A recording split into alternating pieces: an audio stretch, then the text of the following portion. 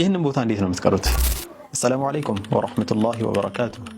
ኢን ሁወ ኢላ ረጁሉን ኢፍተራ።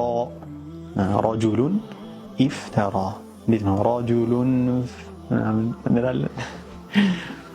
ልክ በዚህ መልኩ የሚያጋጥመን ጊዜ ሁለት ስኩኖች አይደል? ረጁሉን ኑን ስኩን አለች መጨረሻ ላይ ከተንዊኑ የመነጨች ማለት ነው። ከዛ በኋላም ያለን ደግሞ ፋ ስኩን ነው። ምክንያቱም ሀምዘቱ ወስላ መሀል ላይ በምትመጣበት ጊዜ አትነበብም ስላልን ማለት ነው። እንዲህ በሚሆንበት ጊዜ ሁለት ስኩኖች በምናገኝ ጊዜ ብዙ ጊዜ መሰረታዊ የምንጠቀመው ነገር የመጀመሪያዋን ስኩን ከስራዋ ማድረግ ነው። ረጁሉን ኢፍተራ ይሆናል ማለት ነው። ረጁሉን ኢፍተራ፣ ረጁሉን ኢፍተራ። በዚህ መልኩ የመጀመሪያዋን ከስራ አድርገን እናነባለን። ብዙ ቦታዎች ላይ በዚህ መልኩ እንጠቀማለን። ለምሳሌ ኑሑን ኢብነሁ፣ ኑሑን ኢብነሁ አይደል?